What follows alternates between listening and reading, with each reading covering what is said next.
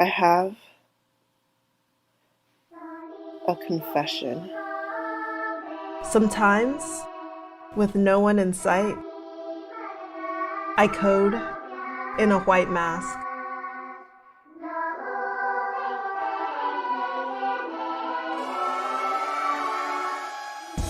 As I make whimsical systems to paint walls with our smiles or project inspirations on faces, I enjoy using code to make my ideas a reality. Computer vision powers my creations, making it possible for machines to detect faces.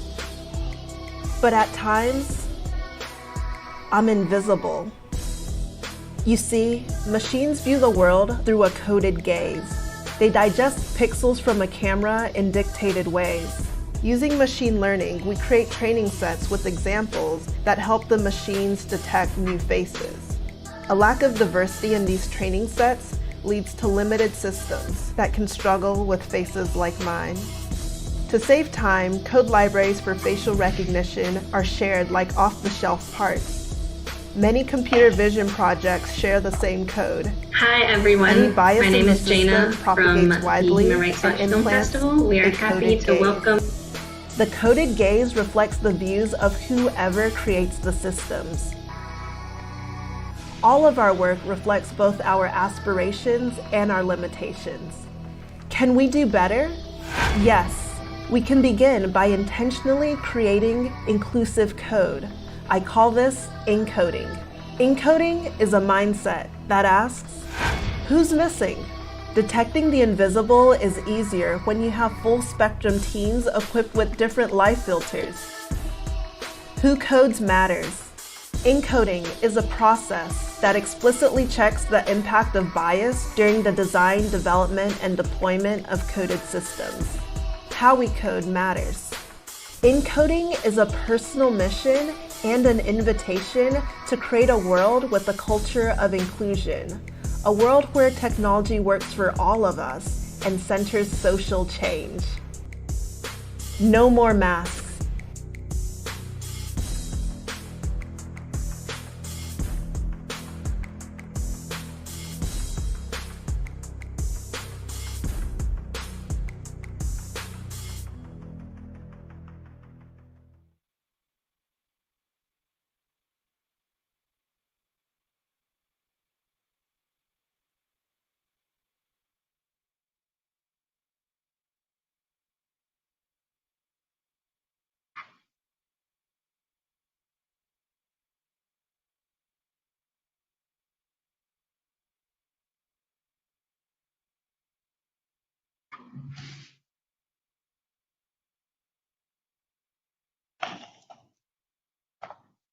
Hi everyone, my name is Jaina from the Human Rights Watch Film Festival. We are happy to welcome you all into the room for the Human Rights Watch Film Festival New York Digital Edition. For those wanting closed captioning or live transcription of this event, please click on the bottom left corner of your screen where there is a CC logo. For audiences watching on Facebook, which has slightly less accurate captioning, you can still register to join us on Blue Jeans. We are putting the link to this in the comments box now. I want to start today's event by acknowledging the actions taking place around the world in the wake of the police killing of George Floyd. At Human Rights Watch, we are calling for an end to abusive police violence, and we are pushing for significant change on many levels to combat systemic racism. We stand and act in solidarity with the millions of people demanding change, and especially with those who are most directly impacted by racial injustice and police brutality.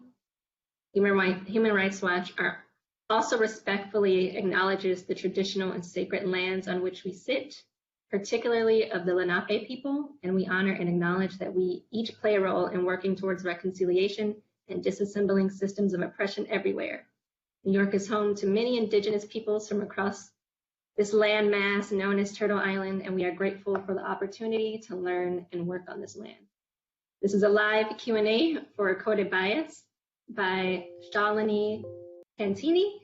And for our audiences in the United States, we invite you to join us for a series of film screenings and free conversations about individuals and movements working to counter injustices in the US and worldwide as a part of the festival.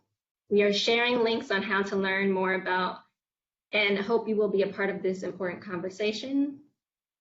We now want to take a moment to thank our cinema partners, Films at Lincoln Center and IFC Center, as well as our presenting partners for tonight's event, whose work on this topic we hope you will support PEN America and the Committee to Protect Journalists. For those of you who are new to Human Rights Watch, now in our 31st year, we offer film events in over 20 cities around the world. The film, along with the other New York Digital Film Festival selections, will be available for audiences across the US until June 20th, and our streaming site. We will be hosting live Q&As for each film, so please take a look at what is to come. Now we want to hear from all of you, our audience. To chat, click on the right-hand side of your screen, which says Event Chat, and post in the text box to participate via the Facebook Live comments section at any point during this event. First off, we'd like for you to let us know if you were able to watch Coded Bias today, or perhaps you plan to watch it between now and the 20th. We would love to hear from you. If you have any questions for the panelists, click on the right side icon, Q&A, and we will make sure to get to as many questions as we can tonight. Also, make sure to let us know if you would like us to speak more slowly or clearly. We will spend the first 20 minutes with our panelists before we open up to audience questions. So let me get into our panelists. The filmmaker of tonight's film, Coded Bias, Shalini, is joined by a lot of people who you will recognize from the film. We have Joy Bolamwini, founder of Algorithmic Justice League, researcher, UCLA professor, and author Sophia Noble, tech fellow at the AI Now Institute, Deborah Raji, and the policy director at NYCLU, Lee Rowland. This Q&A will be moderated by Deborah Brown, senior researcher and digital rights advocate from Human Rights Watch. And without further ado, I won't keep you all waiting. I will now pass it over to Deborah. Thank you, Jana, for the introduction. And as a reminder to those watching and wanting closed captioning or live transcription of the event on Blue Jeans, please click at the bottom left corner of your screen where there's a CC logo. My first speaker tonight is Shalini. First, I wanted to just congratulate you on what a fantastic and marvelous film.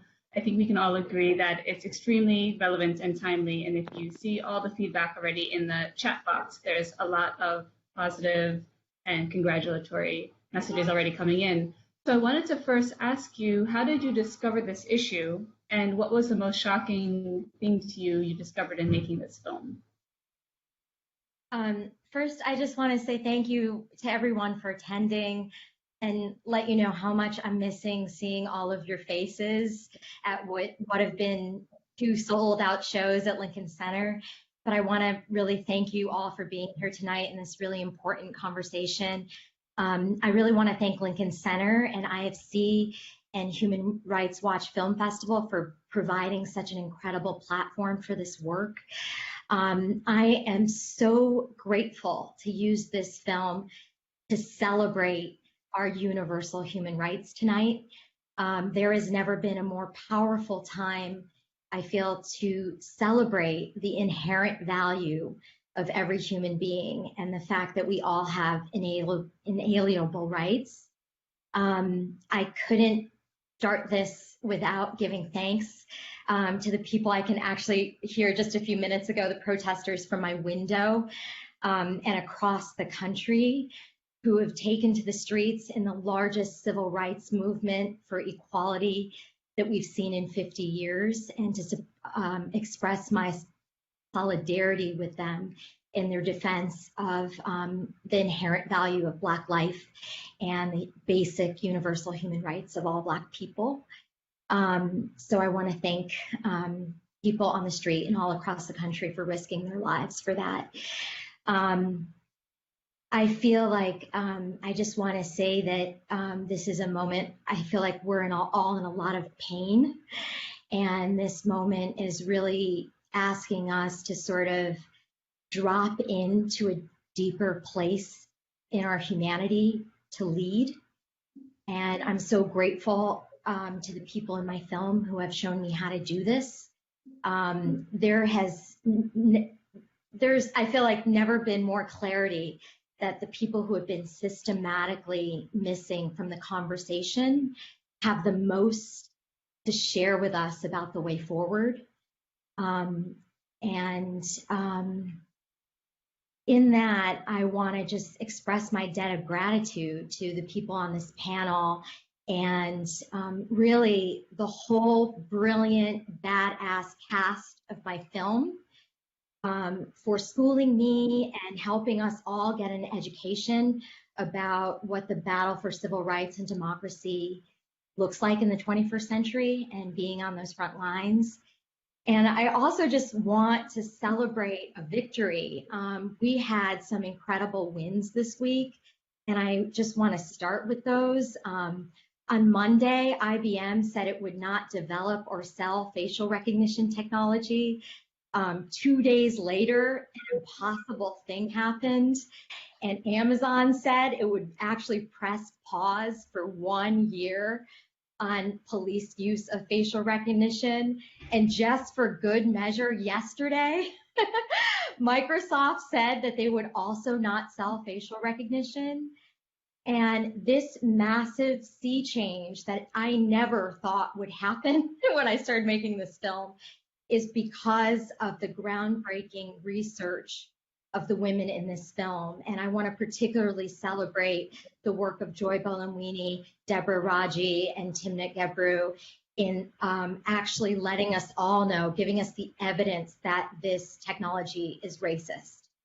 And actually, now we've seen what social change looks like when sort of informed scientists, unencumbered by corporate interest, have the bravery to speak truth to power. And when citizens engage on the streets and we see this massive sea change that we never thought possible, and sort of the balance of big tech and power come back to the hands of the people.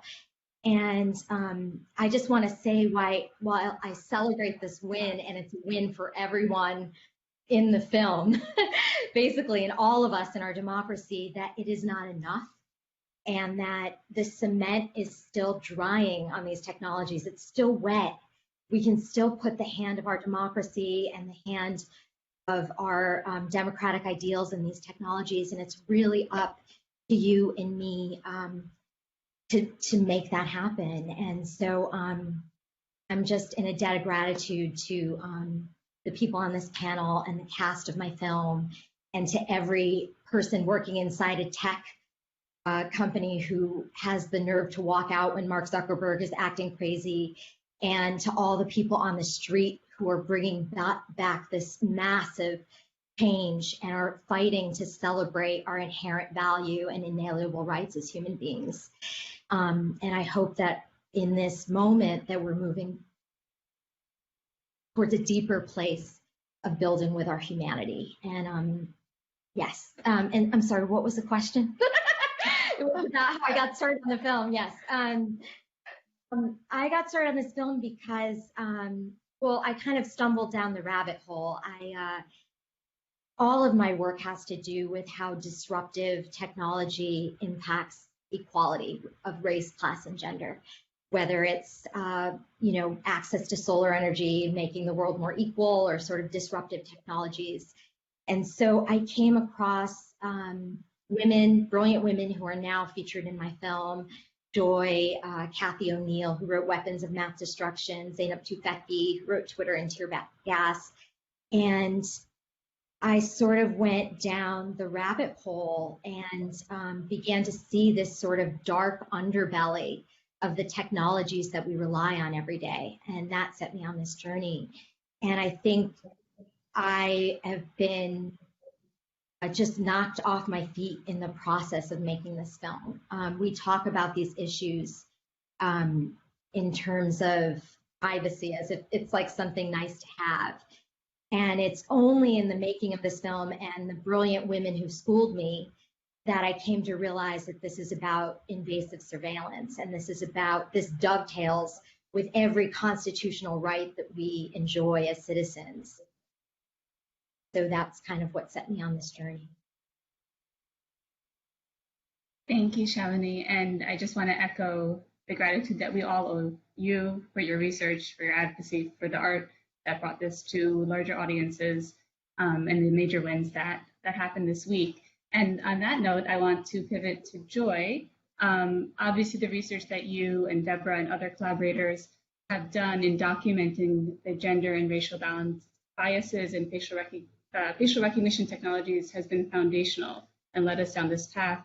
So I'm wondering if you could share with us what you feel like was a tipping point, what got us to the major wins this week, and also what more you'd like to see these companies do to address the harm that comes from the bias in their technologies, because these companies didn't all announce a full, moratorium on the use of facial recognition technologies. They didn't even all announce the same types of bans. So it'd be great to hear what you think is next and what more can be done. Thank you. And I want to echo Shalini as well in terms of thanking everyone who has made this moment possible. When it comes to what got us here, unfortunately, it is the cold-blooded murder of George Floyd that was the tipping point. And when we look at what tech companies have done, this is because of the pressure applied by civil liberties organizations over years. This is a result of the research that I started in 2015, really, right? So I want to emphasize that this moment was a long time coming, and the tipping point was the blanket disregard for Black life, and then the tardy corporate response that Black lives do matter. So that is the reason we are here. Can we celebrate this as a win? Can we push through what we need? Absolutely. Where do we go from here? As you pointed out, we have 3 companies that have made commitments, which we ought to celebrate as a win. But there's so much more to be done. A major thing we're pushing for with the Algorithmic Justice League is that there is a federal ban on face surveillance. So it should not be the case that the face is the final frontier of privacy. But because we're not just talking about police using facial recognition, we're also calling for a federal moratorium on government use of all kinds of facial recognition technology. So whether you have systems that are trying to guess your gender, the kind that Dev, Timnit, and I did our research on, or you have systems that are trying to guess something about your race or your age, or you have companies like HireVue. They will take your nonverbal cues from a video and use that to inform a hiring decision, right? Using facial analysis. This is not okay. And so we have to push further, take the precautionary principle, which is to press pause on where we are on these technologies and have clear red lines while we work on guidelines for this whole range of complex tech. Thank you, Joy. And I wanted to turn next to Deborah. We saw in the film that there were many attempts from Amazon and from others to discredit the work that you and Joy did, your research. And even in this week's reporting on recent events, it was great to see your work largely cited in a number of publications, but I noticed that not all did, and some attempted to even embrace the research you've done. So I wanted to hear from you, how have you had to combat attempts to discredit your work over the years?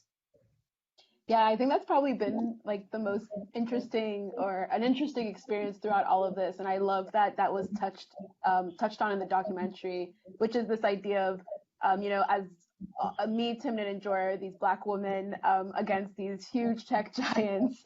They really tried a couple methods to really just intimidate us in multiple ways. And one of those ways early on was initially when we had published our results on Amazon, the immediate sort of impulse reaction of the head of Amazon at that time was just to quickly put out this blog post attempting to discredit us. And it was alarming, disheartening, terrifying. There were a lot of emotions happening in that particular moment. And I'm really grateful in that moment because Joy and Timnit were sort of seasoned in terms of trying to have their work discredited and dealing with erasure. So it was great to have that support as sort of we were going through this. And one of the things that I really appreciate is the entire sort of research community working to put together this letter of support to sort of say, you know, this is peer-reviewed research, these are validated results. Us as a research community stand by these results, and you know, these results, you know, condemn Amazon's sale of facial recognition to the police. So I think that support from the research community, that support from these mentors, empowered us to continue the fight with respect to calling out Amazon for, you know, their discriminatory performance. So that was sort of how we dealt with the backlash, the immediate backlash, and it was really this like. Which is another reason sort of why it's so interesting to me to sort of see Amazon make this move this week of mandating sort of that 1 year moratorium on the sale of police recognition, because, you know, the summer 2018, they had received letters from multiple nonprofit organizations, they had received letters from academics. We had done our study that summer, you know, written letters. Also, Joy had written a letter June 2018, and there had just been there were letters from shareholders, letters from employees. ACLU had effectively just run this entire campaign to try to convince them to drop that technology, and it felt like it was a loss. Like it felt like it was so difficult to get it to happen in that moment. So it was incredible to see us go from that discouraging sort of, oh, are they ever going to budge, to, you know, 2 years later, having them make this concession.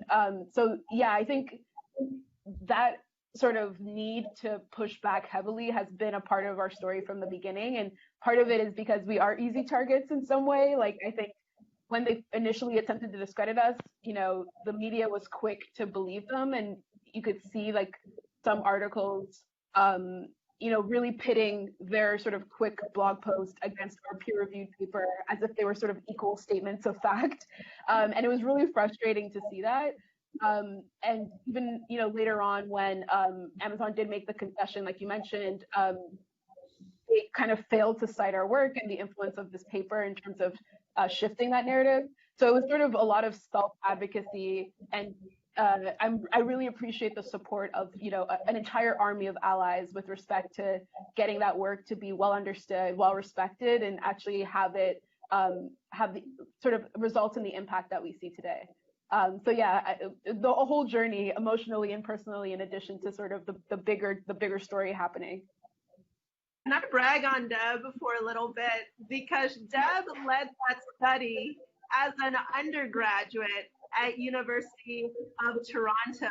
She reached out to me on Facebook, I think in 2017, while I was working on gender shades, saying I want to help, and here's some code I've written, right? I was like, okay, this girl has some initiative. Come on down and join us. So Deb has been part of this from very early on, and I just want to commend your intellect and also your courage in pushing this research forward. Oh, thanks. I mean, it's just phenomenal. Someone going up against these huge, powerful companies. Yeah, it was terrifying. Yeah. And hopefully the film tells the true story now. So more allies in your corner. I wanted to turn now to Sophia. There's currently a national and maybe even a global conversation now happening around structural racism, police brutality, white supremacy. And many people are in search of information. They're turning to search engines like Google, or they might be looking to online retailers like Amazon to purchase books on these topics. But as you point out in your book, Algorithms of Oppression, the search results they're getting are not neutral, and they, in fact, reinforce racial stereotypes, racist stereotypes. So I'm wondering if you could tell us a little bit more about how certain people and communities get misrepresented in the service of making money on these platforms, and what are some of the solutions? Well, first I want to just say thanks so much for inviting me, and I want to congratulate Shalini on this beautiful film that I think really creates an opening for a broad research agenda that many of us have been trying to raise awareness around going on 30 years now, quite frankly, about the harms of digital technologies and a whole host of ways in which the internet, as what we might call the world's greatest psychological experiment being unleashed on the public without our consent, is doing. And of course, Joy and Deborah and Timit's work in the space of facial recognition, and my colleagues, thinking about all of these various entry points and how these are buttressing and in fact interwoven and interlocked with the issues of structural oppression in our society are really important conversations, and we have to tell many, many stories. So I'm really grateful for this story as an opening for the public, and I think Shalini did a really beautiful job of pulling in more people to think about these. It doesn't surprise me either, because it really has been women of color and LGBTQ scholars, organizers, and journalists who have made these conversations about structural oppression and technology visible. So in my work, I've focused primarily on Google, but I've also looked at other large multinational monopolies that control our information and knowledge landscape. And of course, while people are increasingly sensitive to misinformation or disinformation, what I like to think of as racist and sexist propaganda, propaganda that calls for ethnic cleansing, genocide, harm against vulnerable people, against people of color. They might be becoming slightly more aware of those things happening in social media, but when they go to verify the veracity of that kind of content, they turn to a search engine and they use it like a fact checker. And so I've really spent my time trying to think about what's at stake for democracies around the world when our knowledge infrastructure is in the hands of global advertising platforms, from social media to search engines, and what's at stake for those of us who are misrepresented and poorly defined. So the way that Joy and her team has helped us kind of understand this in the specifics of facial recognition technology, we could take that same lens and look sharply and closely at other types of digital technologies that are also doing these same kinds of harm in the world. And so I'm really grateful to have my work in dialogue with this work.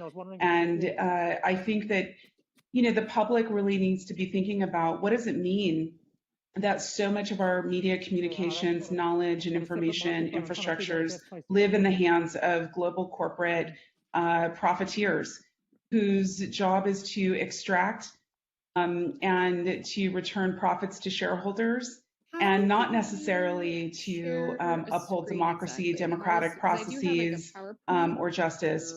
We see this, for example, just this week in Google search results. Google was already once again, as they did in the case of Trayvon Martin, as they did in the case of Mike Brown, as they have done over and over, they started auto-completing Google search with George Floyd's criminal record, for example.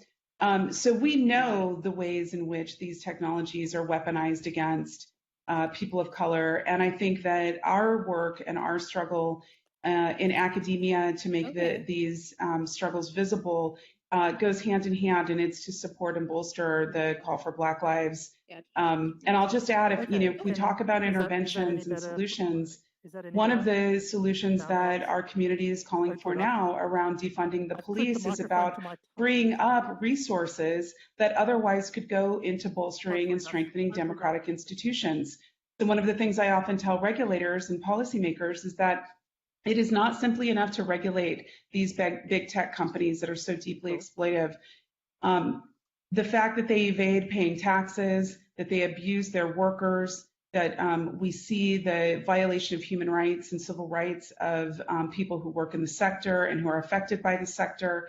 You cannot regulate these companies and then simultaneously defund every democratic counterweight.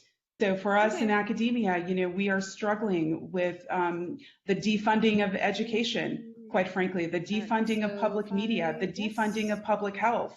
But when you defund the police, of course, you provide resources to refund and double down on these other kinds of really important institutions. So it's a great story here, and I hope that this film is a thread that allows us to pull and unravel this sweater. You see hands across, so to speak. My wife helping me.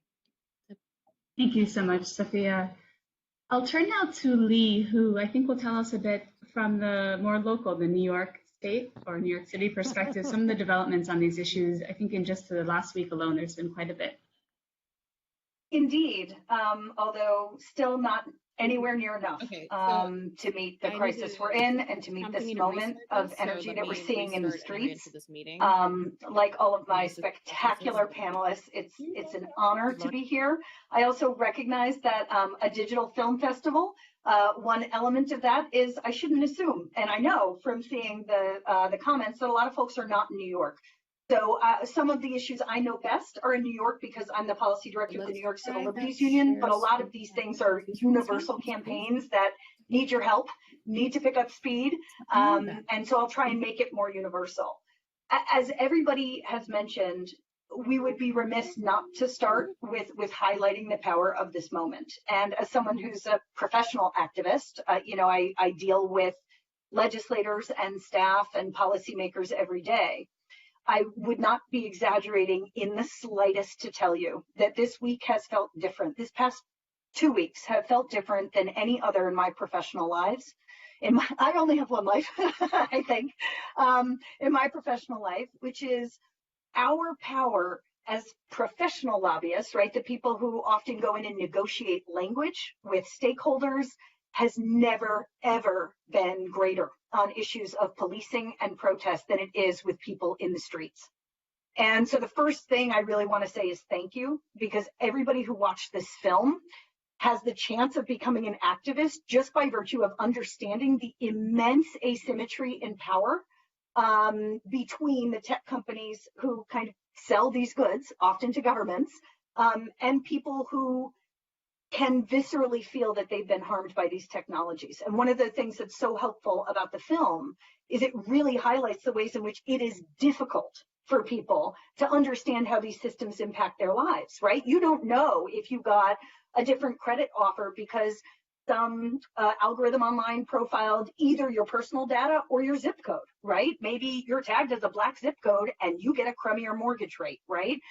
It's racist as all hell, but because it's happening in that black box of algorithms, folks don't have a control group. They don't know that they were the ones selected for the crummier mortgage rate, or perhaps assessed as a higher risk in the criminal system and get a longer sentence, right? Because the laws do not require this process to be public in the same way. This is due process as we think about it from a legal standpoint, but politicians are often 10, if not more, kind of years behind the zeitgeist, I think, and this is happening all around us. This ecosystem is swirling, and what they're not hearing is the same outrage and pressure from the public that matches the kind of level of fiscal investment that they're willing to put into policymakers. We mentioned as one of the victories this week, the trifecta of facial recognition companies that have stopped selling it for now. We should be heartened, but do not get complacent. That's a PR move, right?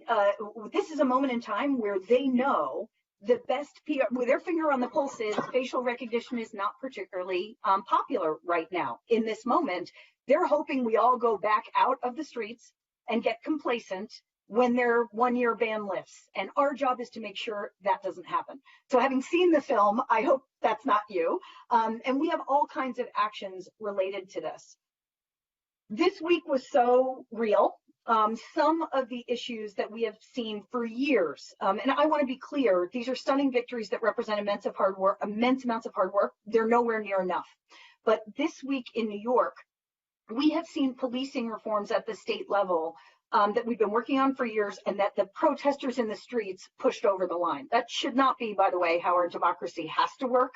No one should have to bleed in the streets to get politicians to pay attention to them. I want to be clear, that's dysfunctional, but it is the moment we're in. And so we've mostly gotten policing reforms that have been more analog in New York State. That is, they haven't really been tech reforms just yet. But this week, even as we're passing those reforms, which involve things like police disciplinary secrecy, we've eliminated our law that makes them secret. We have a special prosecutor for deaths at the hands of the police. We're going to get comprehensive data collection on police stops. That's very important. We get a peek in some of those black boxes. Also this week, we have, for the first time, helped a legislator work out a ban on tear gas. We have worked in coalition with community groups who have started a campaign to fight for a bill to ban drone surveillance or any unmanned craft that can carry facial recognition or biometric surveillance in the skies, often deployed against protesters. We have a bill that would ban, and this is a real thing, New York City has a rogue DNA database. State law regulates the algorithms that you use to find a DNA match. New York City just created its own outside of the law because no one stopped them. And in several instances, one very notable instance, there was a crime and they went on a dragnet search of 300 Black men and fed them on into the system. No suspicion, no due process. They just went door to door and asked 300 Black men for their DNA swabs, okay? And the algorithm that they run it through, again, black box, we got nothing. So this moment is incredible. And I think our job, my job as an activist, is to do our best to harness it. And to figure out what is the next generation. And there actually are some very, very good options. One thing that the ACLU is fighting on the national level is something they call the CCOPS model bill, which is community control over police surveillance. This requires all surveillance tools to be vetted publicly, voted on by a city council, and explained to the public how it's used before it's purchased. That's huge. And to go back to the moratorium on facial recognition, I often think of tech companies as drug dealers in the sense that there's the old phrase, the first one's free, right? And the idea is when someone gets addicted to your product, it's in your fiscal benefit to offer them the initial dose. Well, when it comes to facial recognition and biometric technology, that initial dose is the infrastructure of surveillance. So for example, in New York, at least one school district, and we know others secretly, but at least one school district was silly enough to do it quite publicly, used public funds to purchase a massive facial recognition system for all of their students, right? And what it would do is it would scan kids coming in the door and identify an intruder. And this technology, and this is where I want to really highlight the imbalance of power between the lobbyist wings, they sell this technology on what I think of as this old, very racist and very fear-mongering Willie Horton-style trope. They convince legislators that if they do not install their technology, which they often offer for free initially, that they will have blood on their hands. They will have the next school shooting. But in the context of schools, given Joy's incredible work and the other people in this film, here's what actually is going to happen. They install these, in this case, a school district called Lockport outside of Buffalo, heavily non-white school district.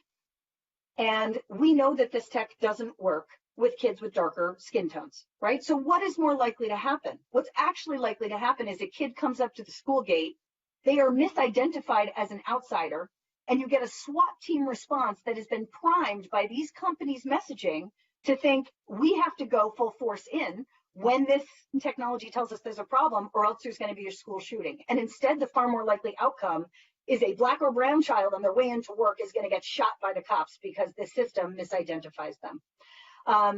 Again, we have a bill in New York. We almost got it over the line last year, and I'm pretty confident that this is a moment where we can get that passed. But again, we're behind.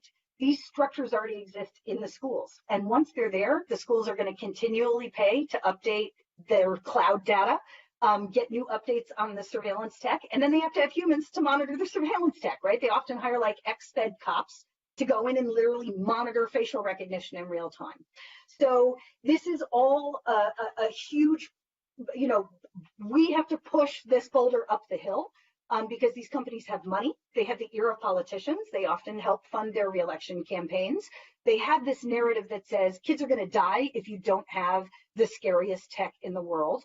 And it's our job, my job to harness this moment, and all of our jobs to start yelling about this. And that invasions of privacy are not some niche issue for white rich guys in Silicon Valley. They are a fundamental civil rights issue. These systems are deployed against people with the greatest power imbalances because they know they can get away with it.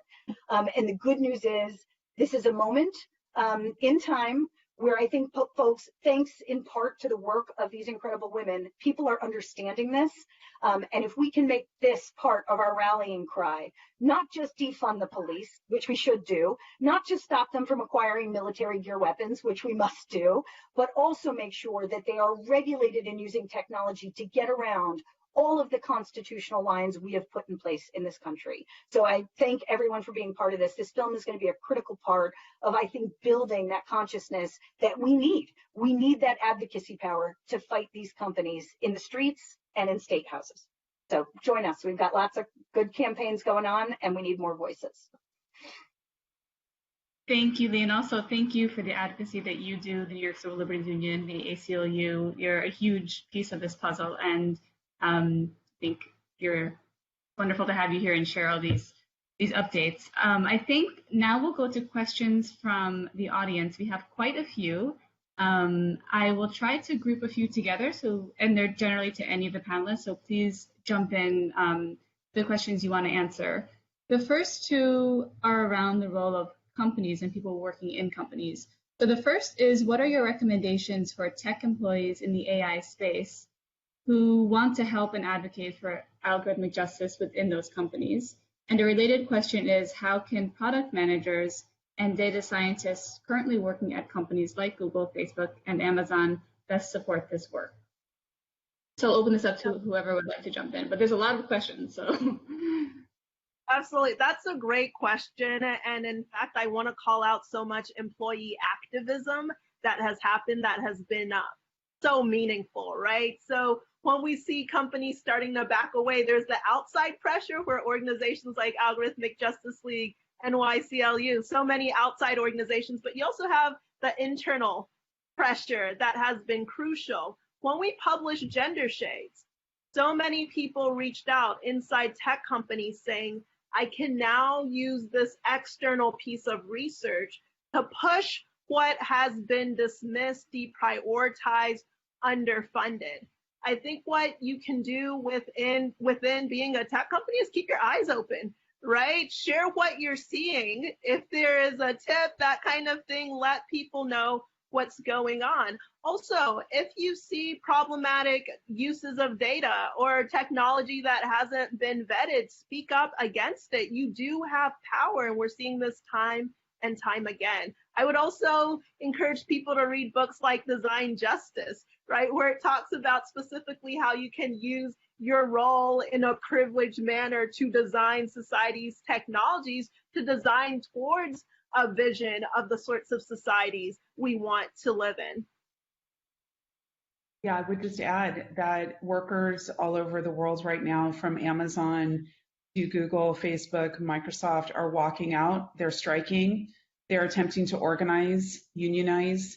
And I would say this is one of the most powerful, if we look across history, labor organizing is one of the most powerful and effective ways to force change in the violation of civil and human rights, or even the acknowledgement, quite frankly, of civil and human rights. So, many of us stand in solidarity with the workers who have been striking and walking out, and the lawsuits that they are bringing forward, the class action lawsuits, to make everything from content moderators or process executives who are deeply harmed and experiencing PTSD, neurological issues, real severe health crises, from looking, for example, at some of the most egregious, hateful, racist kinds of content and taking it down out of platforms, to warehouse fulfillment workers who work for companies like Amazon. And I think we need to be, as a public, really, we need a paradigm shift in support of workers. And the tech workers have been really courageous.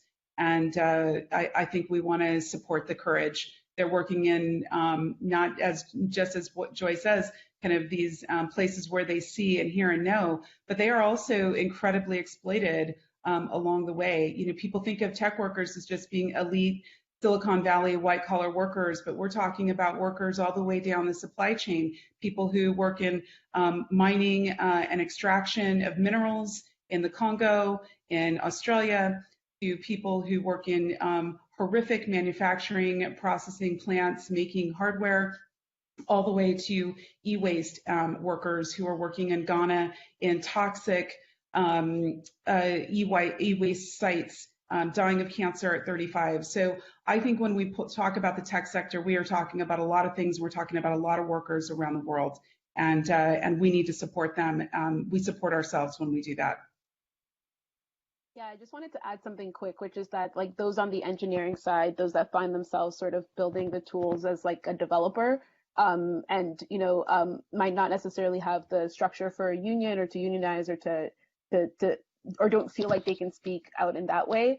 There's definitely a lot that you can advocate for as quote unquote part of your responsibilities as an engineer or as a tech worker. There's been a lot of incredible work in terms of building better accountability with respect to the development pipeline of building these tools. So documentation is sort of a huge, there's been a recent huge push for documentation, ideas around capturing some of these engineering decisions that are made so that, we understand which data sets these models are trained on. Even at very big companies, you'd be surprised at how little sort of all of that decision making is recorded and how little we understand about data provenance when we develop these tools. And even if it's an engineering team of like 5 people to 10 people to 100 people to 1,000 people in a multinational organization, documentation actually does it's like this huge sort of this small step of accountability that is very rarely practiced in this field. And often, I think one of the main contributions of Gender Shades was this idea of revealing the fact that the benchmarks that we had just accepted as a computer vision community when thinking about facial recognition, but also more broadly, was incredibly biased. It was incredibly skewed. The benchmark used in Gender Shades was sort of one of the first times that someone had developed or gone through the trouble to develop a benchmark that was balanced for gender and skin type, binary gender and skin type. And I think that was sort of a revelation for the community that we need to start recording the demographics of the data sets that we use, but also just making sure that we understand where our data is coming from, making sure that we understand the labeled taxonomies, what are we predicting and who made those decisions. So I think documentation and sort of ethical engineering practice that prioritizes the accountability of these systems is also sort of a day-to-day intervention that an engineer can really advocate for as part of their job, as part of what they're expected to build and do. And it also provides a great sort of basis for them to resist, when they realize that the technology that they're building in the case of facial recognition is sort of crossed the line, an ethical line. They can have the evidence and the proof to really discuss that. Thank you all for those very rich responses. And just to add a bit, as someone who works more in the digital rights space and the content issues, a lot of times the solutions or recommendations coming from this space doesn't account for all the hidden work. And so if we say there needs to be more human reviews, we need to be talking about what conditions those humans are working in and all the different layers of workers' rights that are implicated. I want to go to another set of questions that look more at some solutions. So one question is asking about what an FDA, so a Food and Drug Administration analogy for algorithms would look like. There's an Algorithmic Accountability Act of 2019. How can we push for that regulation forward? And then a second question is around the ideal system for algorithmic recourse. In this case, how an incorrect or harmful decision is corrected, and what does that look like to you? So the first is around the FDA model, and the second is around recourse. And again, this is open to anyone who'd like to jump on it. I'll go ahead with the FDA model because the Algorithmic Justice League, along with Dr. Eric Learned Miller, who created one of the most fundamental face recognition data sets, and Vicente Ordonez and also Jamie Morgensen, we wrote a paper called Facial Recognition Technologies in the Wild, a call for federal office. And essentially what we're doing is we're saying, what can we learn from the FDA model of regulating a complex space that can be applied, specifically looking at facial recognition technologies, because there's a lot to talk about there, but could also be a model when we're thinking about other applications of AI and related technologies. And the big takeaway from the FDA model, right, is having evidence that backs your claims, for what technologies can do, having red lines and guidelines that are based on risk. So it's not just the case that anything can be released without having some kind of check. And something that I push for even more, and it goes a bit more to the redress, is also having mechanisms to report and document the harms in the first place so that you can go back and say what corrective action can be taken. And so right now, we're missing three key components when we're thinking about AI systems broadly speaking. First, there's a lack of affirmative consent. Do you even have a voice and a choice with what's happening in the first place? Oftentimes, you don't know. It's deployed on you, and then maybe a researcher comes, and maybe an advocate comes, maybe there's protests in the street, and then you know. This is not the way we should operate. The other component is there's a lack of meaningful transparency.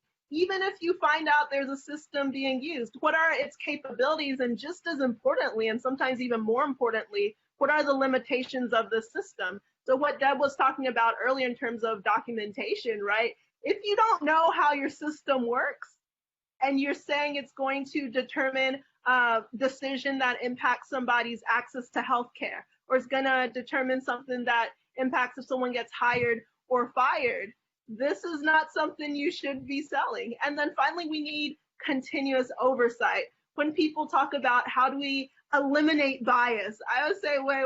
Unless if we're eliminating humans, we're not eliminating bias, right? If humans are in the picture, there will be some kind of bias. But how do we move towards something more like algorithmic hygiene? It would be crazy to say, I showered once in 2020, Black Lives Matter, we're good, right? You would stank in 2021 and subsequently. This has to be something that is part of a process. And so how we then put in structures for affirmative consent, meaningful transparency, and continuous oversight has to have some legislative components. It also has to have components around business practices. It has to have components around research practices, and also how we learn to create technologies in the first place.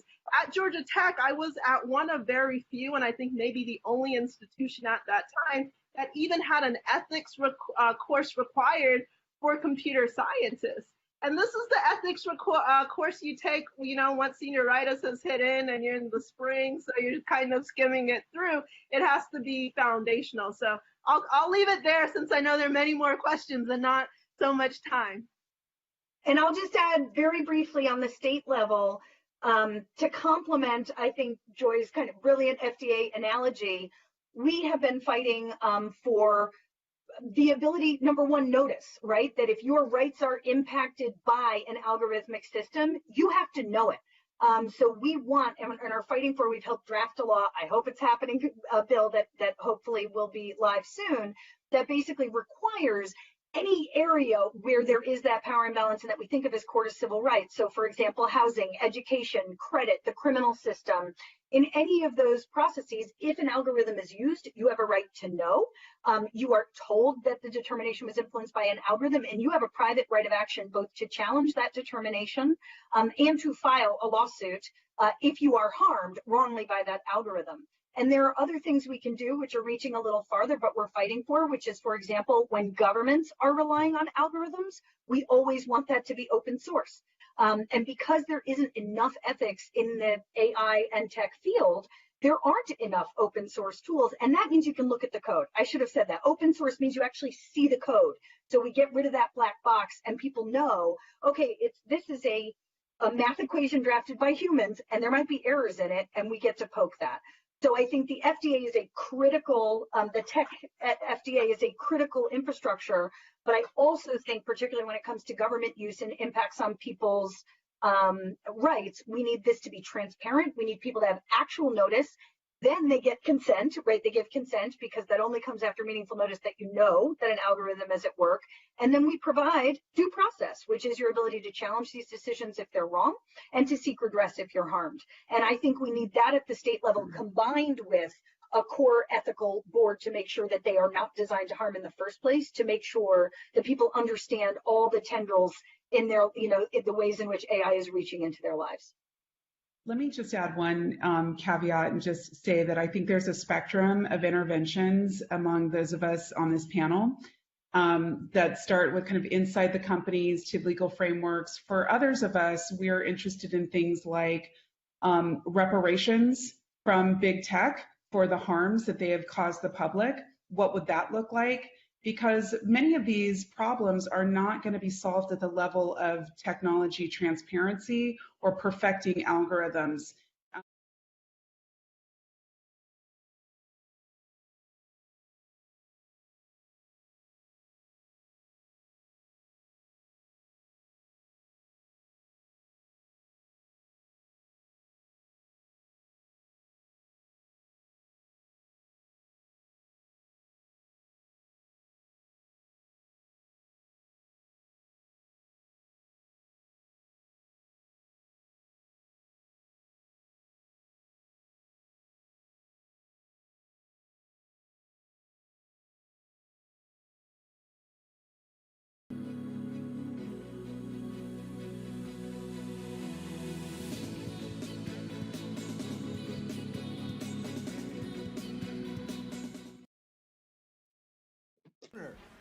Yo, showtime, showtime! Hey. What's going on? 4, 3, 2, 1.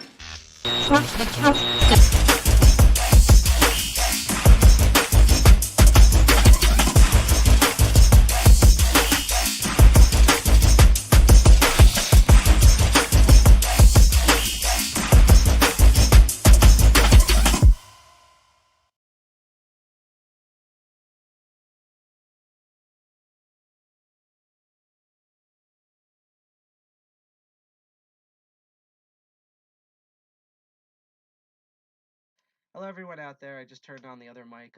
We are live. We are currently trying to set up our go-to here. So just give us a moment for some adjustments here. I'm gonna take you out because it's not DEFCON 201 unless we have some form of technical difficulties. So go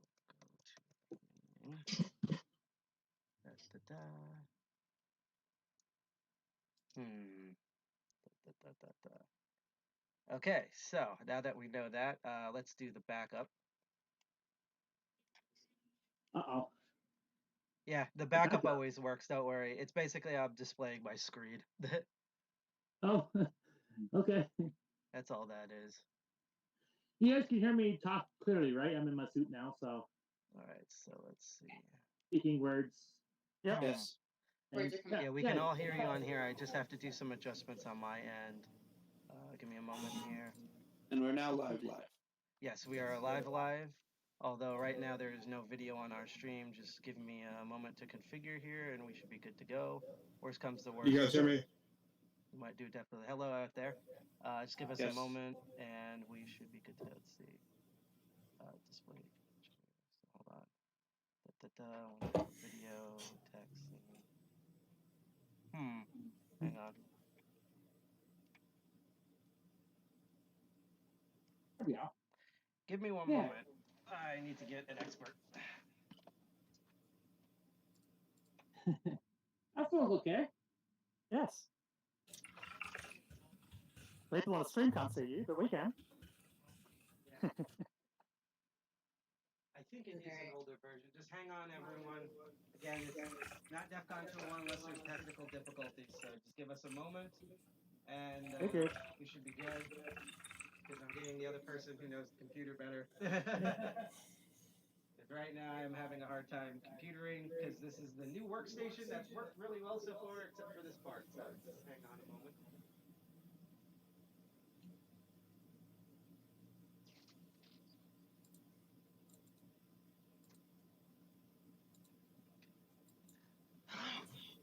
Windows capture, which is fine. So I'm trying to do like this screen capture.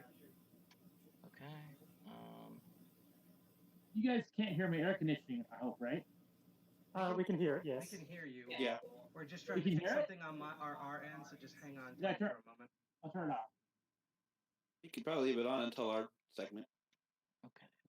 Just mute. Turn it on? And might die if I don't leave it up. So leave it on until we talk. Good idea. Yeah, this one has like more limited options than the other one. I don't know if it's an older version or what. Okay, so I might set up a fan too. Okay. Shoot.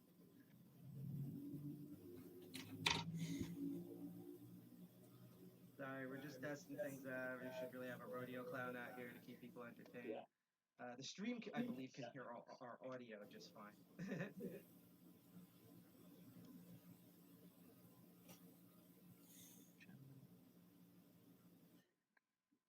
So we're just going through some video settings because we tested this on a different machine, so I know this works. We're just seeing what's going on within the machine here.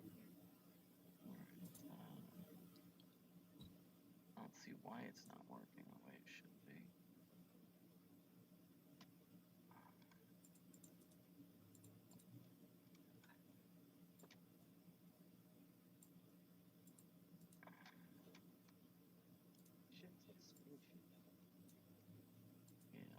Usually screen shares by default. Display capture. What?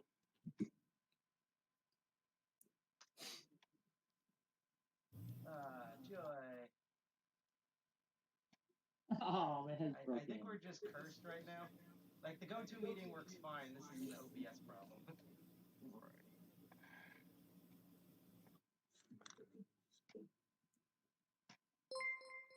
Although we just got a follow. At least we know the alerts work. Okay. Trying to think right now. Why isn't it going live?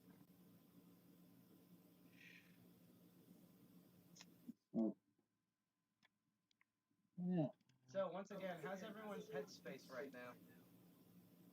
Good. Good.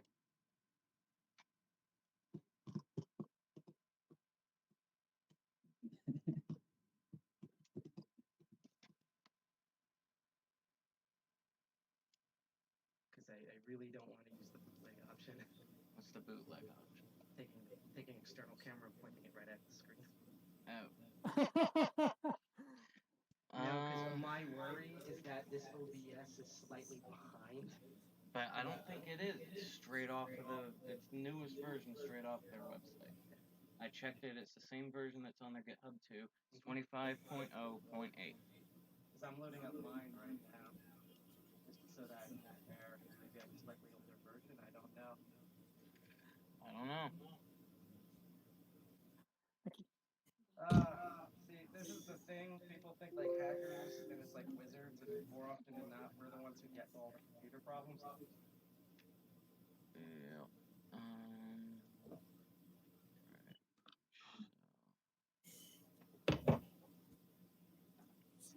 Sorry for this. It's a technical issue. See, I would have thought that you would have tried putting a window in the screen and having it work before we started the stream. Yeah, I didn't have time to that, and I assume that because it's also using this latest one that I have Is as well. it possible to restart OBS, or is that going to kill everything? It will kill our streams, but not the go-to. Okay, so we can just restart the streams if I pull OBS back open again? Yes, as far as I know, although I probably have to do all the social media stuff again, but that's fine. Yeah, it'll be the same stream links though. I don't want to break our streams. Well, the only other thing too is that if you have to change and upgrade it, if it wipes all of the settings, it shouldn't. Okay. So we might have to break the stream into 2 chunks then. Yeah. Oh, joy. Why can't this just be easy? It's a computer. It's not supposed to be easy. Uh-huh. You sound like a Unix developer right now. Our volumes are apparently low on the streams. Okay. So. Okay, because I only adjusted just to get restream work. I didn't do anything with the audio. Because the audio online, I didn't touch anything either, and it completely works. So I want to look into what's different between that one and mine.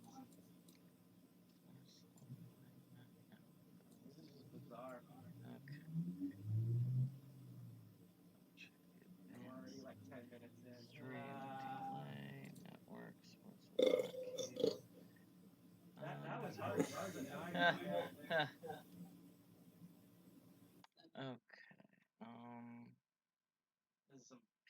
Right. I'm just gonna pull down OBS and restart it, I guess. So announce that on the stream. Yeah.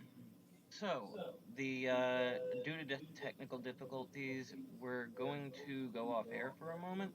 We will be back momentarily. I would say within 5 minutes. No, for the people in the GoToMeeting chat, stay on. This is just for our live stream. Yeah, GoToMeeting's still on.